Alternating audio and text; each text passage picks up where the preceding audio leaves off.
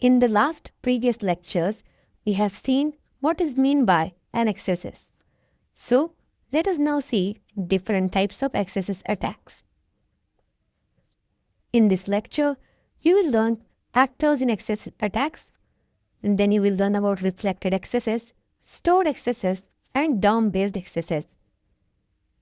So, let us get started. Who are the actors in cross-site scripting?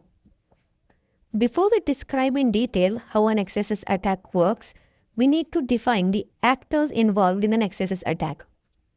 In general, an XSS attack involves three actors: the website, the victim, and the attacker. The website serves HTML pages to the users who request them. In our example, it is located at a website in DBWA. The website's database is a database that stores some of the user input included in the website's pages. The victim is a normal user of the website who requests pages from using his browser. The attacker is a malicious user of the website who intends to launch an attack on the victim by exploiting the XSS vulnerability in the system. The attacker's server is a web server controlled by the attacker for the sole purpose of stealing the victim's sensitive information. Let us have an example of an XSS attack scenario. In this example, we'll assume that the attacker's ultimate goal is to steal the victim's cookies by exploiting an XSS vulnerability in the website. So the XSS vulnerability code is seen on your screen, which is script window.location is equal to http attacker's website and cookie is equal to plus document.cookie script. Now what is the use of this script? This script navigates the user's browser to a different URL, triggering an HTTP request to the attacker's server. The URL includes the victim's cookies as a query parameter, which the attacker can extract from the request when it arrives to his server. Once the attacker has acquired the cookies, he can use them to impersonate the victim and launch further attacks. From now on, the HTML code above will be referred to as the malicious string or the malicious script. We will refer this script as the malicious script in the rest of the three XSS attack examples. So, how an example attack works? First, the attacker uses one of the website's forms to insert a malicious string into the website's database. The victim requests a page from the website. The website includes the malicious string from the database in the response and sends it to the victim. In the final step, the victim's browser executes the malicious script inside the response, sending the victim cookies to the attacker's server. Now, let us see the first type of example. So you can see number 1, so the attacker sends the script to the website into the website's database. Number 2, it gets a GET request. Number 3, the website includes a malicious string from the database in the response and sends it back to the victim. And number 4, the victim's browser executes the malicious script. The number 4 is denoted by the red arrow. Now, let us see the first type of XSS, that is reflected XSS. While the goal of an XSS attack is always to execute the malicious JavaScript in the victim's browser, there are a few fundamentally different ways of achieving that goal. XSS attacks are often divided into 3 types: persistent, reflected, and DOM-based.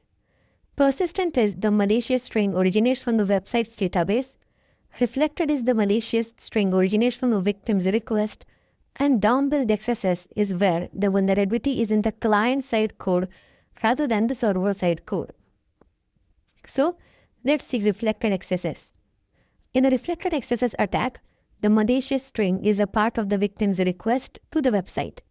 The website then includes this malicious string in the response and sends back to the user. So, now focus on the diagram in front of you. First, look at number 1. The attacker crafts a URL containing the malicious string and sends it to the victim. Number 2. The victim is tricked by the attacker into requesting the URL from the website. Then, number 3. The website includes the malicious string from the URL in the response.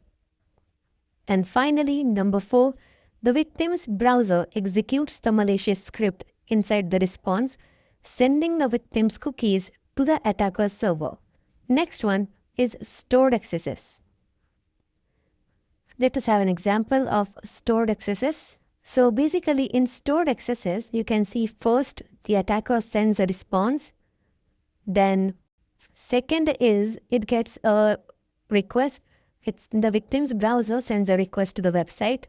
In third, the website requests or replies with OK within the JavaScript. In the fourth step, the website's response to the victim is the victim's browser. In the fifth step, attacker gets the sensitive data. It's not DOM-based. DOM-based XSS vulnerability is a variant of both persistent and reflected. In DOM-based XSS attack, the malicious string is not actually parsed by the victim's browser until the website's legitimate JavaScript is executed. Now, let us have a look at it.